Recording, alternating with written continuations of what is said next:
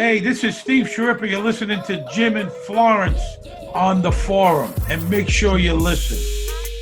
Hi, everyone. This is Jim Jax, and welcome to the forum. And boy, I'm telling you, I've been watching Locked Up Abroad for a long time, and this episode that we have with our guest just really touched my heart. And I've watched this episode now 6 times, so it just fascinates me, this story. So I'm very excited. First of all, we wanted to give big thank yous for our Introduce Florence and our guests, to everyone supporting our podcast, celebrities, and thank you all the great support that we're getting from all of the celebrities and also you, our listeners. We're so appreciative. I've answered all the DMs, so if you do have any questions, please DM. We really do try to support. And Florence is smarter than me. I would actually DM her. She's the brains of the outfit. But also, Jax Confidential will be back up. We're going to do some controversial things in the animal, some of the things in the animal industry, and also about all of the Japan. I'm going to probably get killed by a Japanese IOC person, but all of the radiation.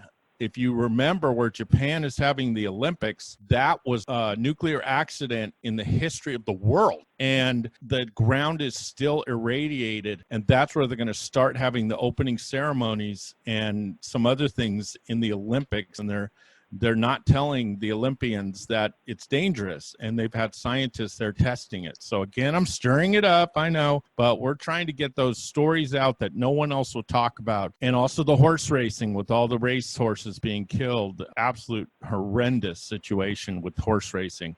So anyway, we have a lot of things planned. Florence, I'm losing my breath. We're doing so much. And how are you? And this beautiful Saturday. Yeah, I'm doing great, and it is a beautiful Saturday here on the East Coast. And yes, I'm really excited about our next guest. I've also been watching Locked Up Abroad, and I'm excited because his episode is probably one of the best episodes. And his name is Jesse Moskel, and it's from National Geographic Channel's Locked Up Abroad. And Jesse, welcome to the forum. We're very happy to have you here. Thanks so much. It's an honor. Yes, Jesse. Boy, like I was telling you off camera, I've got literally 8 pages of notes, so I'm going to condense it down so you don't lose your voice. First of all, if we get into drugs, we get into alcohol, we get into anything that's addictive, a lot of times it's just a mass pain and a mass traumas that we've gone through. You definitely had some traumas when you grew up. Talk about your relationship with your parents, which wasn't that close or good, and also the tragic death of your sister, and just kind of what was going on with you when you were younger. All right, Jim. So thanks for having me again. Sure. Yeah, that's a heavy question to open. Growing up was challenging in the sense that my dad was a pastor of a somewhat, how do I put this, strenuous church. They had a lot of rules and regulations. Anybody that's of a religious tint would probably recognize me saying that they had kind of an Old Testament perspective on things. Growing up, we had a lot of rules we had to follow. For instance, Saturday was Sabbath. So while the rest of the world goes to church on Sundays, we were going to church on Saturday. The Sabbath began at sundown, kind of in the Jewish tradition. So we had a sunrise and sunset table in our house all the time. So I knew down to the minute when I had to stop watching TV and enjoying myself and get serious. So being a pastor's son, I definitely stretched the definition of what it was to be a PK, or a pastor's kid, because PK. Most of those kids had the reputation of being rebels and kind of lawbreakers, and I certainly didn't buck that trend. And then you also asked about my sister. My sister was born on Christmas, and she wasn't but 3 years old when she got diagnosed with leukemia. It was a really tragic situation. She was one of 4 children and the only daughter my parents had. So losing her within the year after she was diagnosed was just devastating for the whole family. Yeah. Now, Jesse, I've seen some people. Was there a certain name to your father's church or denomination or anything? Because some have said it was a cult. It was almost a cult. Was it a cult, or was it just really strict? Actually, that's actually a story I've wanted to tell for some time, Jim. I'm glad you asked. The jumping ahead in the story a bit, while I was in prison, I had a group of church women come to visit foreign prisoners in the Thai jail. And one of them, who, randomly sat in front of me, her name, I don't think she'd mind, was Mio. And she and I began talking as we have. And it came out within the first 10 minutes of the conversation when I said, yeah, my dad was a pastor at Worldwide Church of God. And their founder was Herbert W. Armstrong. Well, her face kind of changed dramatically. And she said, Jesse, I've been studying religion at the university. And that's one of 3 churches we've been studying in our cults class. Oh. So I know that church. Wow, I didn't know it was that. I was trying to research it was hard to find out what church he was affiliated with. Wow, that is deep because I know that church. Okay. That answers everything. Wow. That is a tough go because, like you said, they had a lot of Old Testament philosophies, kind of mixing Jewish in with Christianity, and it was strict. And boy, now I can understand it.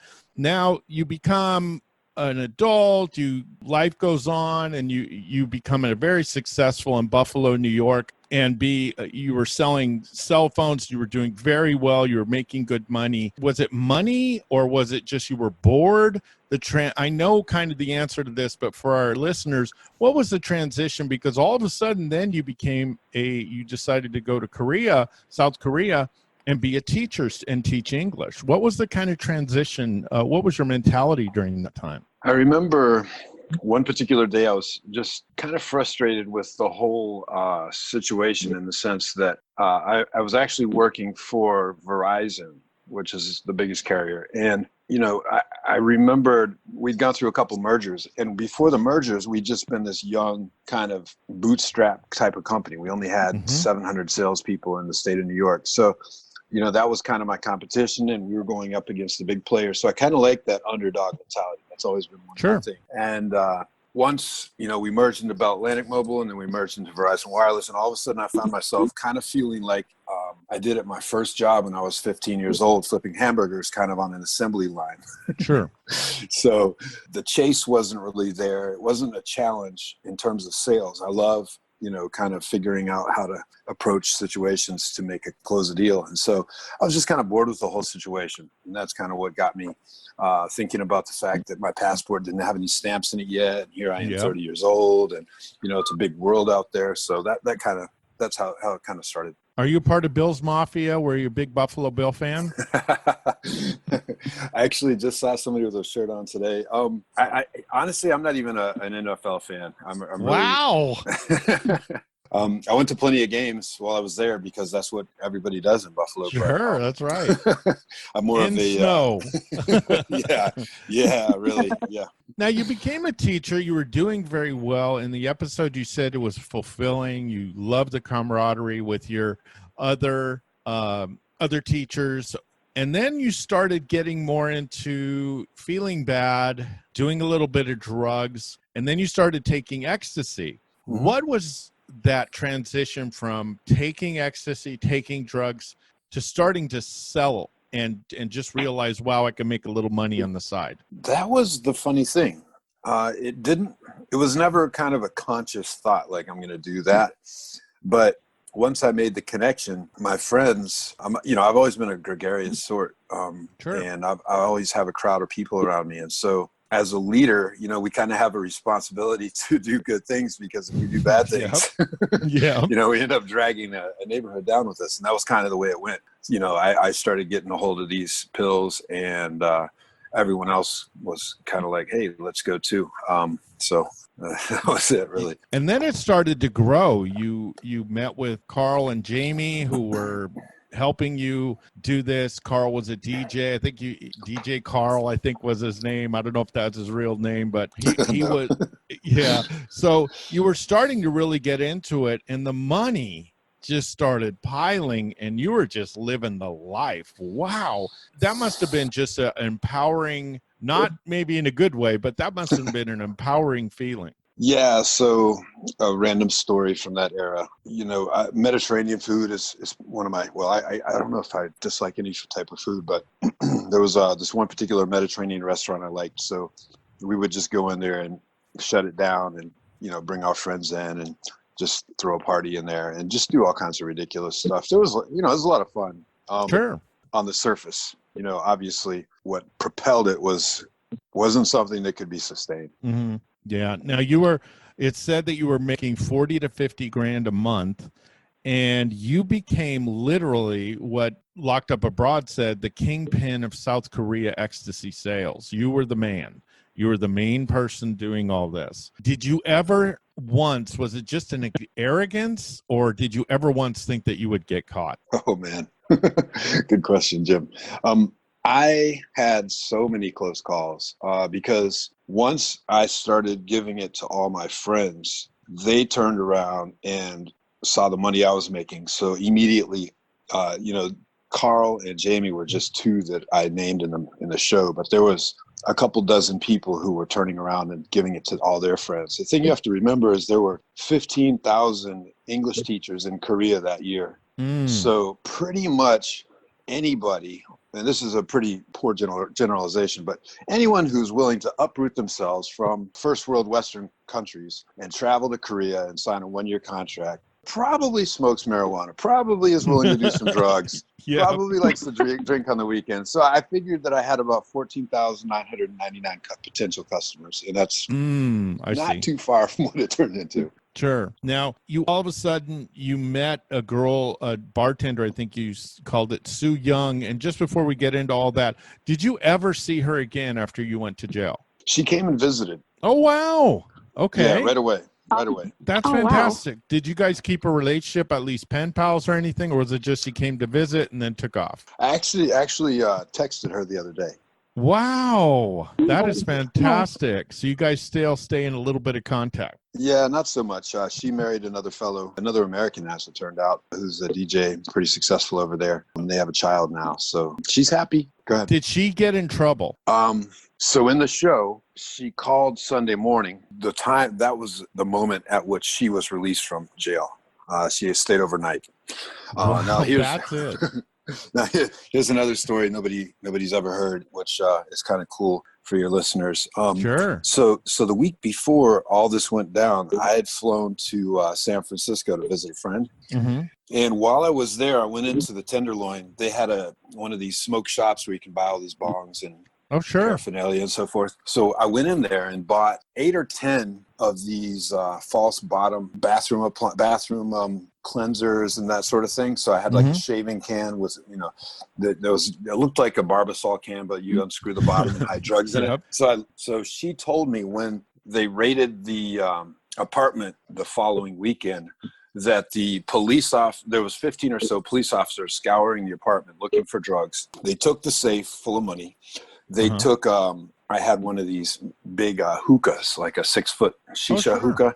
And hashish was pretty big over there as well. So the cabinet in which I had stashed all the drugs, which were all inside these false bottom cans and so forth, the police officer, she said, handcuffed, she sat right next to him as he pulled each one of these secret bottles out, put them on the floor, looked in the back, and then put them all back in and closed up the cabinet. Oh, my gosh. That's amazing. Well, what's amazing about it is she would never have gotten out of prison if they had found that stuff. That's what I'm saying. How lucky can you? She must have been just losing it, thinking that, wow, if they find that, I'm in prison too. Yeah. So because they didn't find anything on her, even though, now I wanted to ask also, Jamie, was he a narc, or did he just get scared and tell on all you guys? No, he wasn't a narc. He got into a side deal with a Korean, and the Korean turned out to be a narc. And he made big news over there for a couple of weeks. And to get out of trouble, drew the map to my apartment. And of course that, sealed the deal. Oh my gosh. So Jamie didn't do any prison time then? I have no idea. I've never seen or heard from him since before I left that weekend to go to Taiwan. And what about DJ Carl? When you guys went to prison, you guys were caught, and we'll talk about that in a minute. Did you ever see him again? Yeah, that's one of those things. If you catch the beginning, it says some of the details have been changed for dramatization. Yeah, that's why I'm asking you. We know television. Yeah, I mean, I think he and I did separate at the juncture they said we did, but a couple of months later, I got the building chief. I was in a really plush building. We had a band and lots of sports facilities and really nice buildings. So I was able to get him transferred into my building maybe 6 or 8 months after we arrived. So he and I were together for the majority of his 2-year sentence. Wow. Okay. I didn't know that. Interesting. Do you guys keep in touch still? Off and on. Yeah. He's still traveling the world and still in the internet marketing scene, as we both are. But yeah, he's far and wide. He's always on the move. Now, you went to Taiwan to party. They found all things that were, Su Young told you what was going on. You found out you're in big trouble. And what stinks is I'm thinking like a criminal. I'm thinking, gosh, where could he have gone that would have been safe? And I'm thinking, okay, well, you're in Asia. You have no country. Every country around you is super aggressive with going against drugs. And the sentences in the prisons are horrible if you do drugs. And then what do you have? To the other side, you have the Middle East. So I'm thinking, crud, there's nowhere to go. And then up above, you have Japan. So I'm thinking, where the heck does this guy go? And of course, you pick Thailand, which might be the worst of all. What was you're just so scared, like, we got to go somewhere. What made you pick Thailand? Actually, there was a pretty sound logic. So I'm glad you asked that, actually, because that doesn't get clear at all in the movie. But sure. The truth of it is, Jim, I'd spent a great deal of time in Cambodia. And I don't know how familiar you are with Southeast Asia. Yeah. Cambodia is, by my estimation, the most lawless place on earth. Yeah, it's scary. And I figured that I knew, being in a first world country as Taiwan is, that was going to be where technology would catch up with me faster. Yeah. So my thinking was I'd go to Thailand. I'd contacted a lawyer back in New York, and he told me that I might have that small window to take a flight before I was put on any lists. So I figured it was worth the risk to get out of Taiwan, and I headed to Thailand with the intention of mudding it, kind of putting on some waders and going through the swamp and going into Cambodia. So then, my last passport stamp's in a different country, and I'm off the grid completely. How much cash did you have on you when you were trying to get away? Did you have any money, and couldn't they find you when you electronically tried to get money? That's a great point too. I'm thinking like a criminal, Jesse. If you had me there, we might have made it. Right? You ever get a phone call from me? Just hang up.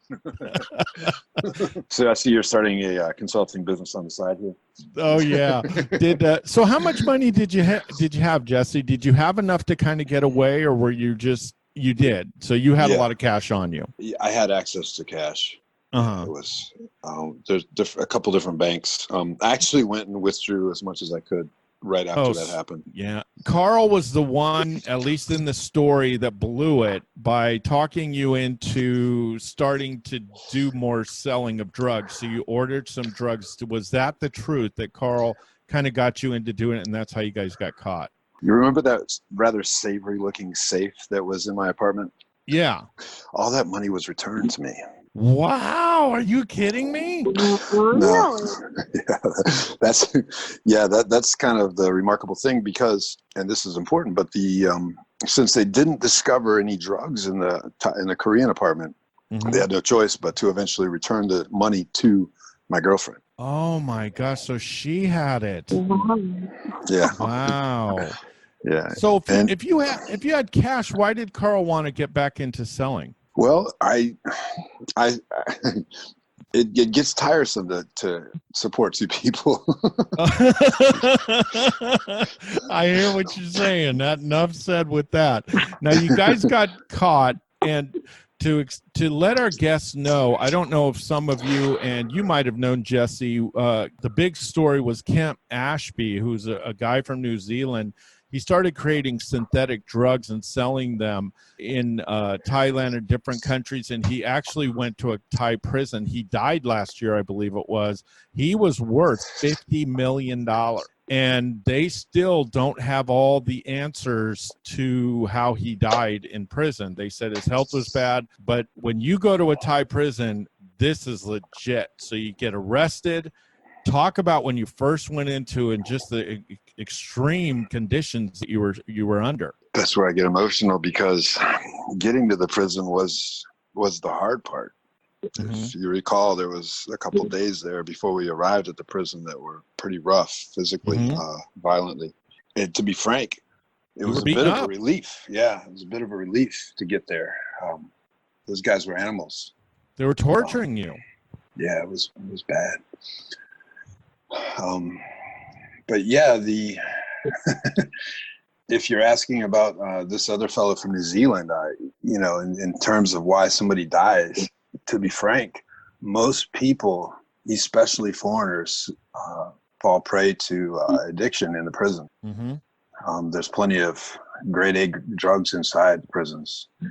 Most people try to do their best to check out, Yeah. A lot of disease, a lot of just horrendous conditions. And why don't you talk about your cell and talk about literally where you were? Sure. For the first 3 years, I was in a place called Bambat Pisek Gang, and it's a central prison where they only put drug offenders. It was easily the worst of 5 prisons that I was in Thailand out of 122.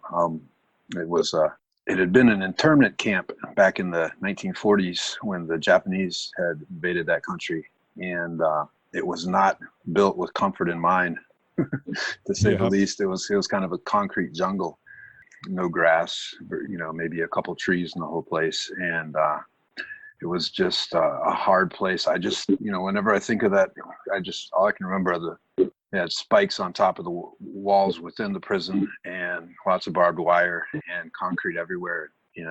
People getting slammed on it quite frequently.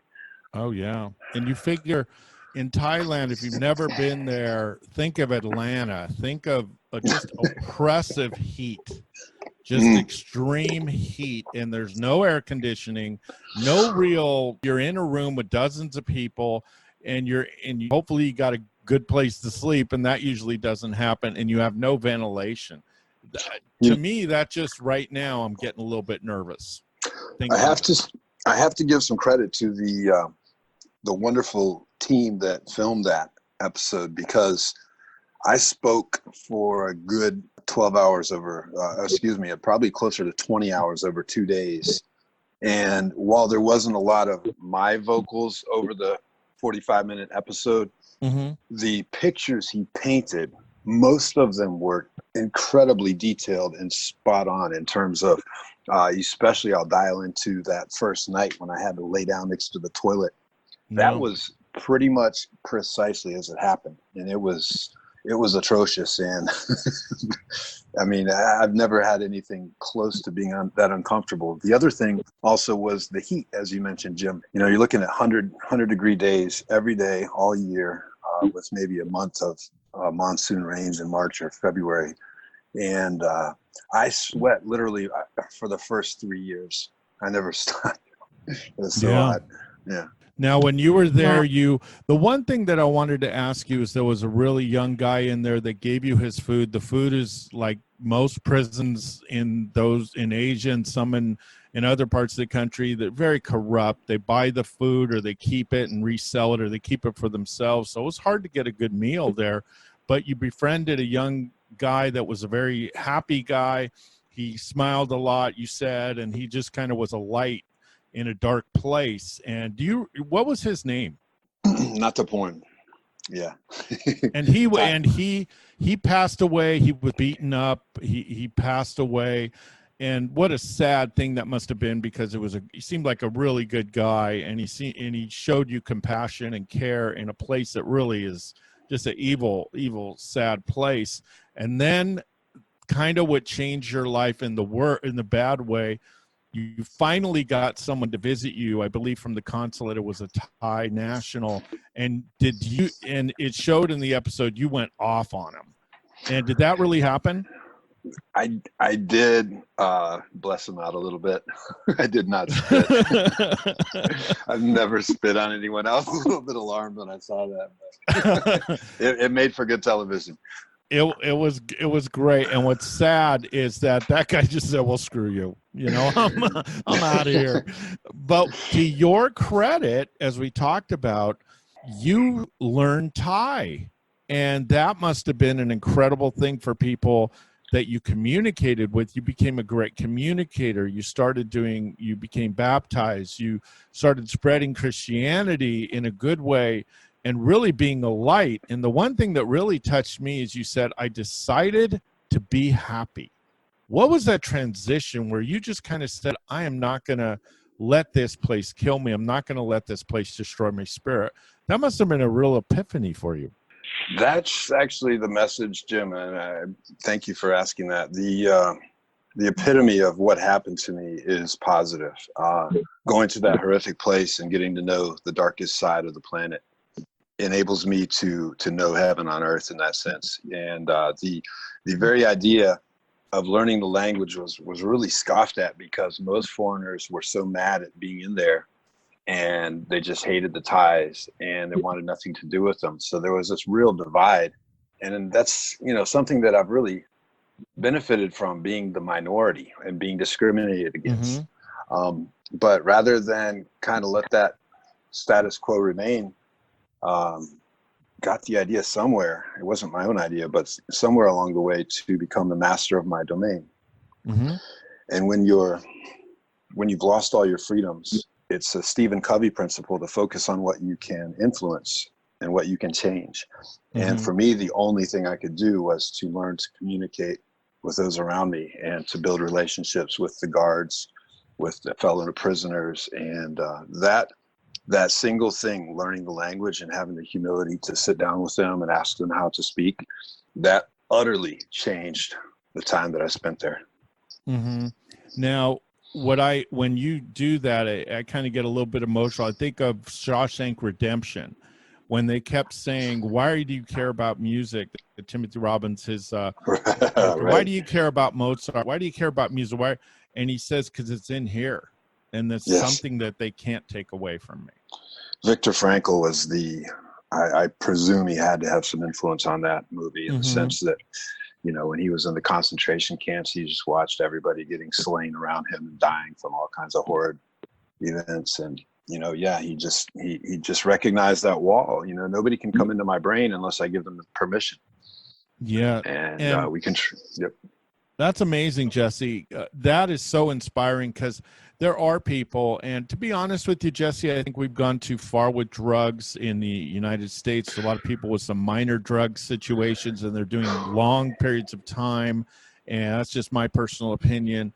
And I think that a lot of times we could help people, and when you keep that positivity, again, the outside things can't touch you. They can't touch what's inside you, and I think that's a huge message for even people that are incarcerated now if they hear this. So I think that's a great message. Now, two things I want to get to, and Florence has some questions too.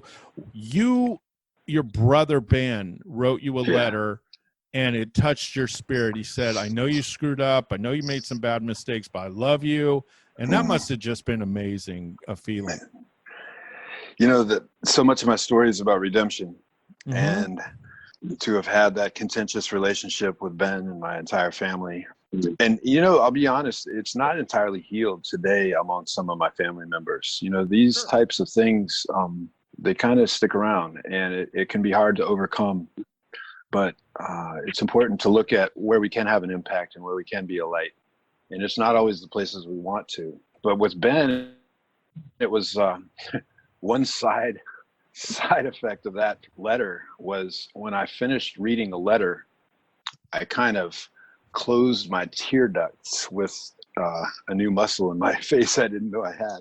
And I didn't, I realized crying in the prison was not a good idea. That was not going to earn me any friends. So I literally didn't cry from that day on until I was in an airplane in Japan. We were leaving for Tokyo and flying back to LA. I was still in shackles. I was still under a life sentence with 2 federal guards. But when we boarded that second plane, we went from Bangkok to Tokyo. And when I got on the plane in Tokyo, I asked if I could have the window seat. So I had the 2 guards sitting to my left, and I was looking out the window, and I was just staring at it for a second. I realized there's something different about this window. I realized it was the first window I'd looked out where there wasn't a wall and there was no barbed wire. And there was this beautiful green grass just blowing ever so softly, and it just stretched as far as the eye could see. And that's when I started crying. 5 years worth of tears came out. It was like a 30-minute, literally just pouring. My shirt's all wet. I'm just crying all these tears that I had held in for 5 years. It was really cathartic. Something that we didn't talk about, Jesse, and this is why someone will say, gosh, the emotions that come out when you are a drug dealer or when you're doing anything with drugs in Thailand, as Jesse points out in the show, you are dirt. They don't consider you're the lowest of lows. And actually a Thai person in there that could speak English told you you're never leaving here. It's actually a life sentence and also a death sentence, I believe, of a certain amount of drugs, right? Yeah. Well, the manufacturing portion of it was death. Yeah. And I was under death penalty for over a year. So yeah, they have a firing squad in Thailand. Yikes. So there's no, that's why when you see the emotions Jesse has when he goes from possibly being killed and then all of a sudden he sees this beauty without these barriers. I mean, it must have just been an amazing time for you just to kind of reflect and to kind of release all that anger and pain and what there is a happy story. Some of you are going, Jim, I'm crying here. Help me out. There is a happy story. So stick with us. The person that you spit on and you yelled at from the consulate came back 3 years later because you had been sending him letters in Thai, and he came and made a joke with you and kind of teased you. And you eventually got extradited to the United States. And what's so amazing, you want to know how tough these prisons are. I think Jesse had said that every 1 year, the U.S. considers every 1 year in a Thai prison 6 years in the United States prison. And so Jesse eventually got out, and he said he took a 4-day ride back home. And what were your feelings then? It's like, now what? I'm out. I went from death row to now I'm out. I mean, just so many emotions in such a short period of time, years, 5-6 years. What was your feeling when you came back? And again, something I wanted to ask, was your family still kind of involved in that church philosophy where they changed? How was your relationship when you came back? Did you kind of warm up quick? You explained yourself because there's a lot of judgment, obviously, in the family towards you. What was that whole scene like? Great question. Really great question. So I'll back up just a bit, because when I went in, it was as if, you know the saying, those who don't matter, we don't want to worry about, and those who do matter don't mind how we are. And for me, that was true. Those who didn't matter, those, everything just got really clear. Most people faded from view when I went into prison. It's like going into an alternate universe, and pretty much everything that you knew it just dies. It's just like a flower just falls right over. And the people that mattered stuck around, and they didn't mind that I'd screwed up and probably would live the rest of my life behind bars. And so when I came home after that long 4-day bus ride, thank you, Greyhound. When I came home, the other thing that really surprised me, we hear a lot about people in recidivism, where people want to go back to prison or they do foolish things because they're respected on the inside, and the outside becomes this horrible thing where they don't have status and they don't have resources or friends, and they just can't manage. I sensed that. And had I been in there longer, I don't know how I would have done. The first year I was home, it was very hard. I was 37 years old. I had very little resources. And with a felon criminal record now, I remember going to the local gym and I tried to get a job as a cashier for minimum wage, and I was shot down. I couldn't find work anywhere, so it was really hard starting out. What eventually kind of made you be, you now are a successful businessman, you have a PR firm, copyright. What kind of made you, because again, you learned those skills in prison, and you copywriting and some of the other things that you did that helped you later. And there's some other things that when you watch the show and you read about him, it's fascinating how you became an expert at communicating with people in the entity of prison where you could help. And why don't you talk about that and how that kind of formed into your career now? Again, I have to thank my brother. He smuggled books in about copywriting. And again, copywriting is, for those who don't know, simply the words that you see on a website or anytime there's a product or service being sold. It's when you get emails telling you to go do something. It's all the written words of the sales process. And my brother sent me books and books about how to do that because I had a literature degree from University of New York, and he figured that would be a good compliment. And so I just studied those books, and obviously I'm doing a lot of writing. I credit the fact that learning that language, cake frosting is the phrase that comes to mind when I think about the Thai language. It just looks like cake frosting. Yeah.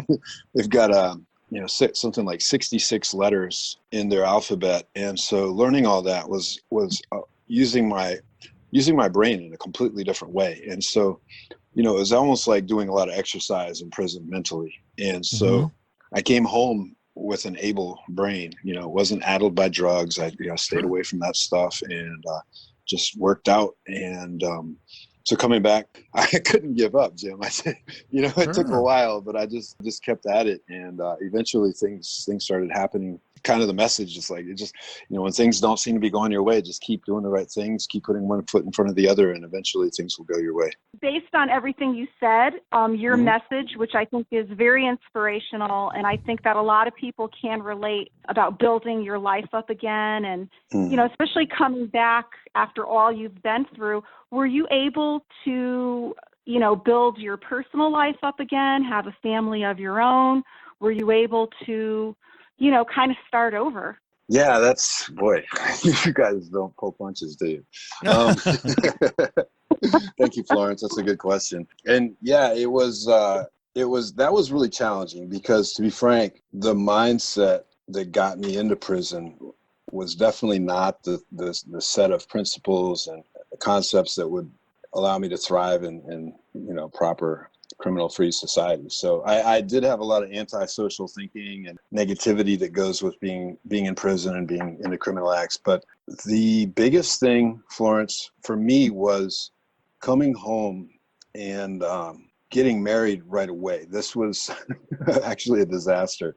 I got married. Wow. When I was in prison, I interviewed a lot of older fellows. You may have seen where I kind of pretended to be a journalist while I was in there. Yeah. So kind of my thinking was, I'm not a prisoner. I'm just here on assignment. And so I was blessed in a way because I got to meet all these older fellows, say 50 and up. And when they would come into prison, I would get to ask them, what's your biggest regret in life? Because I learned the language.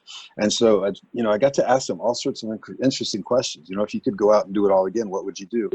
And the pervasive number one answer to all these questions was, I would have a family and I would have children because now I'm older and I always thought I could do it later. And now later has become never. Yeah. And so I took that a little bit out of the organic context. And I actually had a one-page set of goals when I got home, and I accomplished all but two after about a year and a half. And the two that I hadn't accomplished were find a wife and have some children. And so I ended up marrying someone a couple of years out, and that lasted about 3 years. So what did I learn? What I hadn't learned up to that point, I definitely learned in hyper speed within the context of a failed marriage. That's another thing, it's kind of like I kind of thought that this would be surviving prison and getting out early was kind of going to be me riding off into the sunset and living a happily ever after life. Mm-hmm. And of course, that's not the case, because the conveyor belt of life is always kind of throwing stuff at us. And I like to think of it as opportunities to learn and grow. And I've certainly had my share of growth opportunities. For sure. Yeah. Yeah. Your life is extraordinary, to say the least. I mean, I'm kind of curious. Have you ever thought of writing a book, of putting it out there in a book and really sharing? I mean, going even beyond Locked Up Abroad and really just putting your story out there. Yeah, Florence. In fact, I've got a manuscript now. Wow. The thing with publishing that, I've had it I wrote most of it in prison, and then I came home, I had an editor on it, and it's actually just been fairly painful to go through that. Sure. I'm sure. Yeah, so here's a quick funny side story. I was the first year I was in prison, we had some alternate embassy people come visit me, and they said, "Oh my gosh, Jesse, there's this great new show. It's called Locked Up Abroad. You have to be on it." And so, I'm like, "Yeah, that's great. I'm here in prison." Oh, that was 12 years ago. Wow. And, I was home for these past 7 years, and it wasn't until now that I was really able to even face all this stuff and talk about it. So it was last June when I went over to London and filmed it. So it's kind of a process, and I'd love to publish a book. That's certainly in the works. I'd love to share the story, as much as I can to inspire people, but all in his timing. That's right. Yeah. And the two shows you don't want to be on is Autopsy and Locked Up Abroad. So I could see your worries with that. But I think with your story, there is happy ending. You're doing well. You're speaking. You're doing so many things. People are looking up to you for advice and for communication and copywriting and business. And we're going to give all the information about Jesse next week. So we're going to just, for the next month or so, we're going to just continue, and for down the road, we're going to continue to promote Jesse and make sure that you get to his services and to his story. And when people say, well, why doesn't he write a book, or why doesn't he do that? We ask that, but in reality, you realize that every time he talks about it, every time he brings it up, there's flashbacks, there's feelings, there's emotions that you're going through. So it's easy for us to ask these questions, but it's not easy for Jesse to answer them, because there's a lot of emotions backed up, and he's lived a lot in his young life. So it's very important that we take these shows and not just look at them as entertainment, and realize there's people here and there's lives here. And to go from that, Jesse, your mother, I believe, passed away a couple of years ago. Is that true? But you did get a good relationship with her, and then you live close to your father. At least that's what the episode said. And you've restored your relationship with your dad. Obviously, there's bumps in the road. Not everything's going to go perfect, but is everything going okay with you and your dad? And again, I wanted to ask you, is he still involved with that church?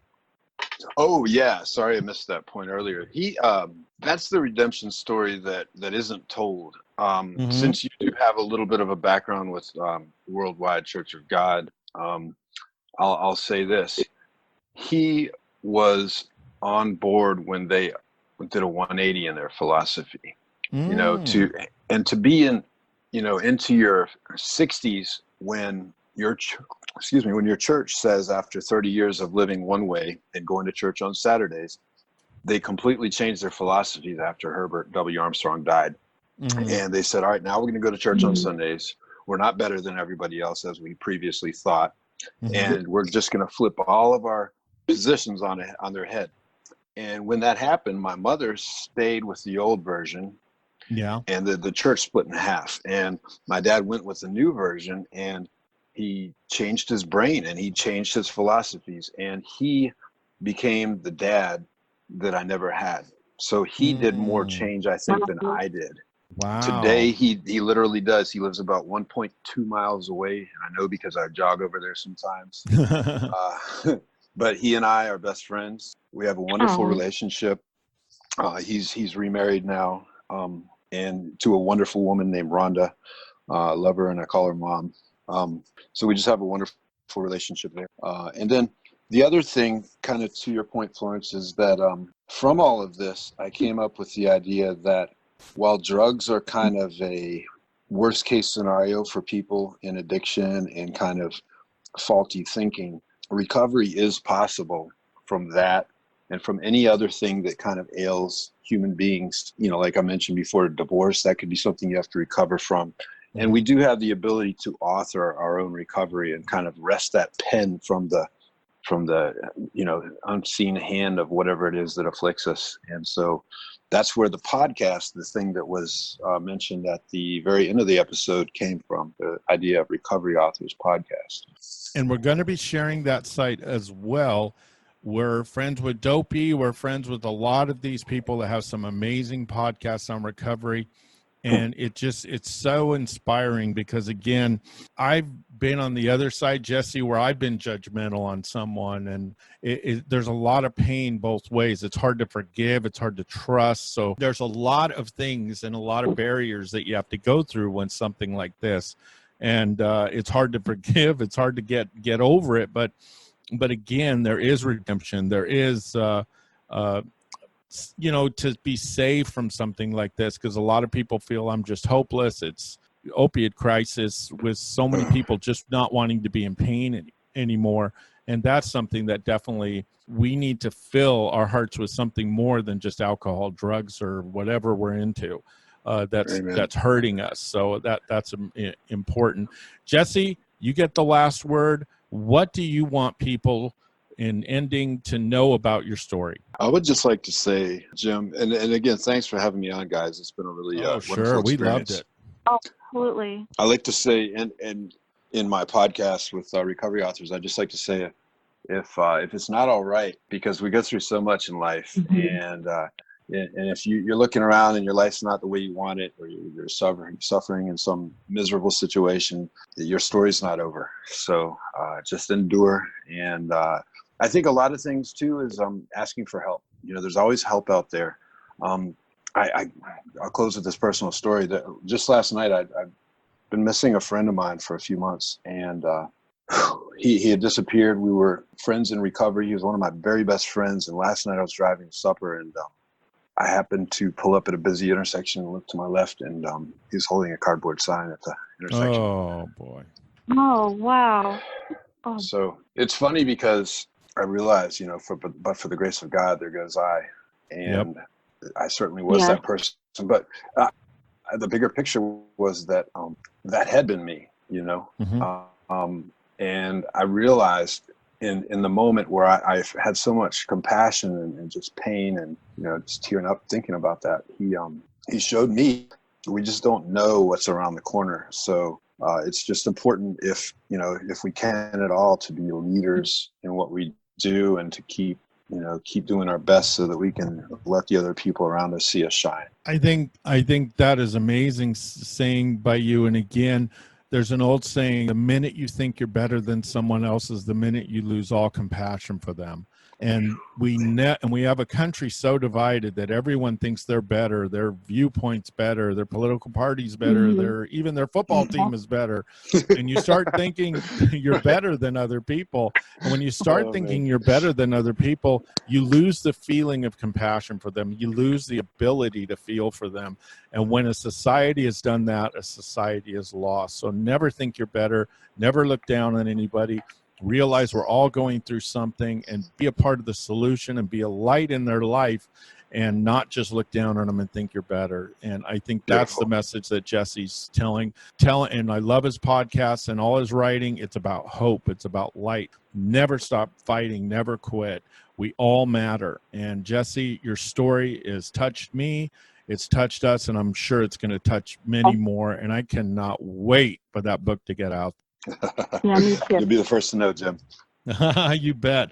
And you are welcome anytime. You're a friend of the show now, Jesse. And I'm telling you, I mean it. Anything you need, you just let us know, because like I said, your story has really touched me. I'm a very huge fan of Locked Up Abroad, and your story out of all of them just really, I had to reach out to you, and I'm glad you said yes, because I just your story had to be told. So it's amazing. Why don't you lead us out, Florence? Yes, no, I feel the same way, Jim. This was incredible. Probably one of the most emotional interviews we've ever had. It was definitely a roller coaster, and it was a great ride. But thank you so much, Jesse. Really, really appreciate you doing this. And I can't wait to be able to share this on Monday with our audience, because I think they're really going to really love your story, and I think they're definitely going to be interested in that book. We're not going to let that go. We want to see a book. We want to see a story out there, book, movie, documentary. I think that's in your future, definitely. So thank you. We have a writer's podcast, Jesse. So we have a professional writer's podcast. We need you on that. But Jesse, thank you so much. And let's keep in touch. And you guys, we're going to give all the stuff next week where you can contact Jesse. Please follow him. He's a great follow. And I'm telling you, his story touched me. It's just an amazing, and it's not a sad story. Oh, I feel bad about the things he went through.